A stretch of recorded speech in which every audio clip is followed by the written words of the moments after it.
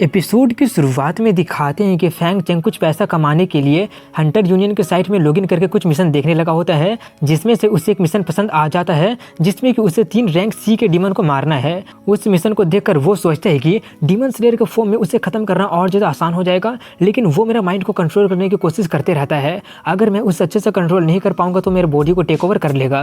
वैसे भी इस दुनिया में कुछ भी आसान नहीं है, अब मुझे उसको लेकर कोई फ़र्क नहीं पड़ता है, चलो कुछ पैसा कमाते हैं। इसके बाद अगले सीन में उसी जगह के सीन को दिखाया जाता है जहां पर डीमन ब्लेड और फैंग चेंग फाइट किए होते हैं, जहां पर हंटर यूनियन के कुछ लोग इन्वेस्टिगेट कर रहे होते हैं, लेकिन सभी सीसीटीवी कैमरा डिस्ट्रॉय हो जाने के कारण उन्हें कोई भी क्लू नहीं मिल रहा होता है। लेकिन उनका टीम का हेड व्हाइट हेयर वाला अभी तक हार नहीं मान रहा होता है और इन्वेस्टिगेट जारी रखने के लिए कहता है और सोचता है कि ऑर्डिनरी हंटर डी क्लास के डीमन ब्लेड को हरा नहीं सकते हैं। फाइट के ट्रेसेस को देखकर लग रहा है कि अदर पार्टी भी डीमन ही होगा। इसके बाद अगले दिन का सीन दिखाया जाता है जहां पर फैंग चेंग अपने मिशन वाले जगह पर पहुंच गया होता है, जहां पर अब वो पूरी तरह से बर्बाद हो गया होता है और जगह जगह पर काफ़ी सारे हंटर की लाशें पड़ी होती है। तभी फैंग को डेंजरस ऑरा फील होने लगा होता है और वहाँ पर काफ़ी सारे डीमंस आ जाते हैं जिनका शरीर इंसानों का होता है और उसके सर पर ऑक्टोपस डीमन कब्जा किए होते हैं। उन डीमंस को देखकर फैंग उनसे फाइट करने के लिए तैयार होने लगता है। वो लोग ई क्लास का ऑक्टोपस डीमन होता है जो कि संख्या में 3 होते हैं और आकर उस पर हमला कर देते हैं, लेकिन फैंग उनके अटैक को डॉज करके आसानी से उनसे काफ़ी दूर चला जाता है।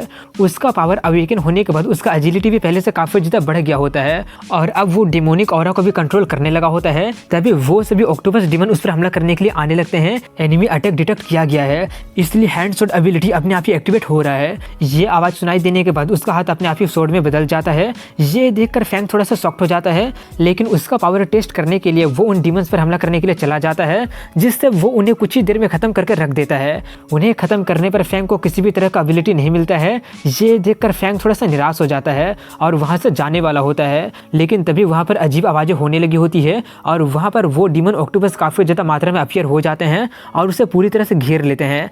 ये देखकर फैंग काफ़ी ज़्यादा हैरान हो जाता है और समझ जाते हैं कि वो उनके जाल में फंस गया है और तभी वो सभी ऑक्टोपस उस पर हमला करना स्टार्ट कर देते हैं, जिससे फैंग को फाइट करना पड़ता है। लेकिन देखते ही देखते उसे पता चलती है कि उनकी संख्या धीरे धीरे बढ़ती ही जा रही है। अब ये देखकर तो उसका फटने लगा होता है, इसलिए वो जल्दी से वहाँ से भागने लगता है, लेकिन तभी कुछ टेंटिकल जमीन के अंदर से निकलकर उसके पैर को जकड़ लेते हैं और तभी वहाँ पर डी क्लास का वाइट ऑक्टोपस आते हुए कहता है कि ये तो सिर्फ एक छोटा सा चूजा निकला जो कि मेरे दांतों में भी नहीं जाएगा। उसे देखकर फैंग चेंग काफी ज्यादा डर जाता है और सोचता है कि ये भी डी क्लास का डीमन है, लेकिन उसका ऑरा उस ब्लेड वाले से काफी ज्यादा ताकतवर क्यों लग रहा है। तभी व्हाइट ऑक्टोपस अपने मिनियन को उसका टुकड़ा टुकड़ा करने के लिए ऑर्डर देता है, इसीलिए सभी ऑक्टोपस काफी ज्यादा एक्साइटेड होने लगे होते हैं। वहीं पर ये देखकर फैंग चेंग की फटकर 4 हो गई होती है और वो सोचने लगा होता है कि अगर ऐसे चलता रहेगा तो ये लोग मुझे जिंदा ही खा जाएंगे। लेकिन तभी उसे फिर से वही डेविल की आवाज सुनाई देने लगी होती है, मार दो खत्म कर दो एनिमी को। डीमन स्लेयर फॉर्म एक्टिवेट होता है। ये आवाज सुनाई देने के बाद फैंग चेंग फिर से उसी डीमन में बदल जाता है। ये देखकर फैंग चेंग खुद से कहता है कि अब जबकि तुम लोगों ने मुझे ट्रांसफॉर्म होने पर मजबूर कर दिया है तो अब तुम लोग बहुत ही बुरी मौत मरोगे। ये बोलकर वो उनके सभी डीमंस को खत्म करना स्टार्ट कर देता है। दूर से ये सब व्हाइट ऑक्टोपस देखकर कहता है कि एक ह्यूमन जो कि डीमन बन सकता है, काफी इंटरेस्टिंग लग रहा है।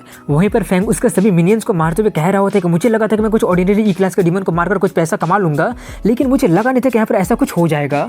व्हाइट ऑक्टोपस हंसते हुए कहता है कि हालांकि तुम्हारे पास एक डीमन बॉडी है, लेकिन उसका भी कोई फायदा नहीं होगा। फैंग उस पर भी हमला करते हुए कहते हैं कि तुम्हारा जैसा डीमन जिसे कि लगता है कि पूरे दुनिया में वही सबसे ताकतवर है, तुम कैसे समझ सकते हो कि एक इंसान बनकर सर्वाइव करना कितना ज़्यादा मुश्किल होता है। ये बोलने के बाद उनके बीच का फाइट और ज़्यादा इंटेंस हो जाता है और वो फिर से फैंग को पूरी तरह से जकड़ लेता है और उसकी तरफ बढ़ते हुए कहता है कि मैं तुम्हारे उस डबल शॉट को तोड़ने जा रहा हूँ, तब जाकर देखता हूँ कि तुम मुझसे कैसे फाइट करोगे। ये देखकर फैंग चेंग स्ट्रगल करने लगा होता है और उससे किसी भी तरह से बचने की कोशिश करना स्टार्ट कर देता है, लेकिन उसका कोई भी फायदा नहीं होता है और वो उसका दोनों शॉट को तोड़ देता है। तोड़ने के बाद वो उसे पीटना स्टार्ट कर देता है और पीट कर उठाकर फेंक देता है। वहीं पर फैंग को दिखाते हैं जिसका की हालत काफी ज्यादा खराब हो गया होता है और वो अपने मन में कह रहा होता है कि मैंने जितना सोचा था ये ऑक्टोपस उससे भी ज्यादा स्मार्ट निकला। वो काफी ज्यादा कॉशियस है, मिड रेंज में काफी अच्छा है, लेकिन हेड ऑन फाइट उतना अच्छा तरीके से नहीं कर पाता है। उसे खत्म करने के लिए मुझे जल्दी से उसका वीकनेस को ढूंढना पड़ेगा। ये सब वो सोच ही रहा होता है कि तभी वो फिर से उस पर हमला कर देता है, जिससे वो बाल बाल बचता है और उसके आंखों को नोटिस करके वो सोचता है कि उसकी आंखें सॉफ्ट है, वो जरूर उसकी वीक पॉइंट होगी। ये सोचकर वो थोड़ा सा कोशिश करके उसकी आंखों में सैंड डाल देता है, जिससे उसे काफी ज्यादा दर्द होने लगा होता है और वो चिल्लाने लगा होता है कभी कभी नहीं कहीं के। फैंग कहता है कि तुम्हारा जैसा डीमन के लिए मुझे किसी भी तरह का तरीके का यूज करना चाहिए। ये बोलकर वो उस पर एक जोरदार पंच से हमला कर देता है, जिससे उसे काफी ज्यादा दर्द होने लगा होता है, इसलिए वो उस इंसानी बॉडी को छोड़कर भागने की कोशिश करने लगता है। उसे ऐसा करते देखकर फैंग थोड़ा सा हैरान हो जाता है, क्योंकि उसे लगा नहीं था कि वो ऐसा भी कुछ कर पाएगा। लेकिन वो उसे भागने भी नहीं दे सकता है, इसलिए वो एक टूटा हुआ भाला का यूज करके उस पर अटैक कर देता है। वहीं पर उस ऑक्टोपस को दिखाते हैं जो कि सोचते हैं कि अच्छा हुआ कि मेरा ब्रेन पूरी तरह से डिस्ट्रॉय नहीं हुआ है, मुझे बस मरने का नाटक करना होगा और वक्त मिलने पर इस बेवकूफ़ इंसान को खत्म कर दूंगा। दूसरी तरफ फैंग उसे देखकर अभी भी उससे काफ़ी ज़्यादा चौकन्ना हो रहा होता है और तभी वो ऑक्टोपस उस पर हमला कर देता है, लेकिन फैंग उसे खत्म कर देता है। तुमने वाइज ऑक्टोपस को मार दिया है और उसका एबिलिटी टेंटिकल को तुम हासिल कर लिए हो। मारने की इच्छा खत्म होता है, इसलिए इंसानी रूप वापस आता है। ये आवाज़ सुनने के बाद फैंग वापस इंसान बन जाता है और उसका सर काफ़ी ज़्यादा दर्द करने लगा होता है और वो काफ़ी ज़्यादा थक जाता है, लेकिन उसका मेहनत का फल उसे मिल जाता है क्योंकि डी क्लास वाले का कीमत ऑर्डिनरी वाले से ज़्यादा होगा। इसके बाद शाम का सीन दिखाया जाता है जहाँ पर फैंग उन सभी ऑक्टोपस को अपने पीठ पर उठाकर लेकर आ रहा होता है, जिससे वो काफ़ी ज़्यादा थक गया होता है और अगली बार से कैब के लिए भाड़ा लाने के बारे में सोच लेता है। यही सब सोचते सोचते वो हंटर गिल्ड पहुँच जाता है अपनी इनाम पाने के लिए। वो उस बिल्डिंग के अंदर चला जाता है जहाँ पर काफ़ी ज़्यादा भीड़ होती है और कुछ प्रोफेशनल भी मौजूद होते हैं। तभी दो इंस्पेक्टर फैंग को देखकर उसका वाइज ऑक्टोपस के बारे में बातें करने लगते हैं और उसके पास आकर पूछते हैं कि आखिर तुम्हारे जैसे कमजोर दिखने वाले स्टूडेंट डी क्लास के डीमन को कैसे मार सकता है?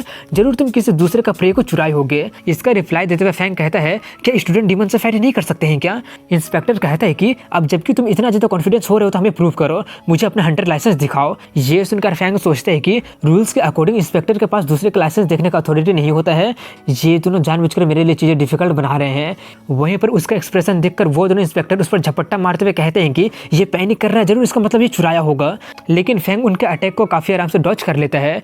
दूर से वो सभी कुछ एक बुढ़ा देखकर सोचता है कि इतना भारी चीज़ें कैरी करने के बाद भी उन दोनों को डॉज कर लिया है, लगता है कि वो कोई ऑर्डिनरी स्टूडेंट नहीं होगा। वहीं पर अटैक को डॉज करता देखकर वो दोनों काफ़ी ज़्यादा गुस्सा हो जाते हैं और फिर से हमला करने जाते हैं, लेकिन फैंग ही उन्हें पीट कर रख देता है और दूसरा बंदा भी फैंग पर हमला करना चाहता है, बट वो उसे उठाकर पटक देता है। उसे देखकर सभी लोग उसी के बारे में बातें करने लगे होते हैं।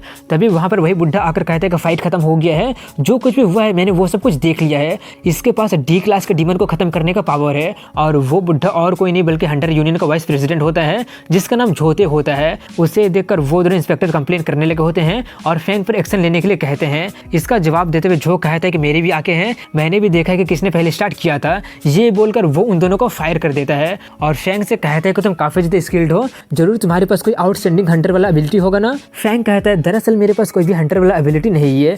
ये बोलकर वो सोचता है कि मैं दूसरों को अपना डीमन स्लेयर वाले एबिलिटी के बारे में जानने नहीं दे सकता हूँ। वहीं पर उसकी बातें सुनकर सभी लोग काफी ज्यादा हैरान हो जाते हैं और कहने लगे होते हैं कि वो झूठ बोल रहा है, जरूर अपना एबिलिटी को छुपा रहा होगा। तभी झोते उससे कहता है कि मैं विश्वास करता हूँ। ये बोलकर वो उसका रिवॉर्ड को क्लेम करने के लिए लेकर जाने लगता है। वहीं पर शाओनान नाम की लड़की एक्सचेंज बाउंटी की इंचार्ज होती है जो कि उसका रिवॉर्ड को कैलकुलेट कर रही होती है। उसका टेलीकिनेसिस एबिलिटी को देखकर फैंग थोड़ा सा चौंक गया होता है। तभी झोते उससे कहते हैं कि अब से अगर तुम रिवॉर्ड कलेक्ट करना चाहोगे तो डायरेक्टली इसके पास आ जाना, तुम्हें लाइन लगाने की जरूरत नहीं होगी। और हाँ, ये अभी तक सिंगल है इसलिए तुम बात कर सकते हो। ये बोलकर वो वहाँ से जाने लगता है।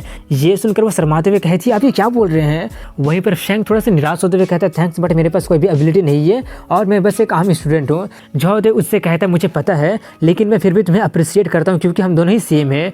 मेरे पास भी तुम्हारे जैसा कोई भी एबिलिटी नहीं है, लेकिन मैं काफ़ी ज़्यादा मेहनत करने के बाद अपनी फिजिकल बॉडी को काफ़ी ज़्यादा ताकतवर बना लिया हूँ। मैं फाइटिंग और फोर्जिंग सीखकर काफ़ी सारे हंटर को सप्रेस कर दिया हूँ। ये जानकर फैंग थोड़ा सा चौंक जाता है और काफ़ी ज़्यादा इंप्रेस भी हो जाता है। तभी उसका सभी ऑक्टोपस का कीमत बताया जाता है जो कि 1,40,000 युआन होता है। उतना ज़्यादा सुनकर फैंग काफ़ी ज़्यादा खुश हो जाता है क्योंकि वो पहली बार में उतना ज़्यादा कमा लिया होता है। तभी वाइस प्रेसिडेंट उससे कहते हैं कि तुम्हारे स्किल अभी काफ़ी ज़्यादा रफ है, इसलिए मेरे पास कभी कभी आ जाना, मैं तुम्हें कुछ मूव सिखा दूंगा। फैंग चेन उसके लिए थैंक्स बोलकर वहाँ से जाने लगा होता है। वहीं पर उससे ज़्यादा देखकर शाओनान सोचती है कि सभी मैन बोरिंग होते हैं, उन्हें फाइटिंग और प्रैक्टिस के अलावा और कुछ सोचता ही नहीं है। ये बंदा काफ़ी ज़्यादा हैंडसम है, पता नहीं उसका टाइप क्या होगा। यही सब वो उसके बारे में सोचना स्टार्ट कर देती है। वहीं पर फैंग को दिखाते हैं जो कि अपने घर जा रहा होता है और इसी के साथ यहीं पर इस एपिसोड की एंडिंग हो जाती है।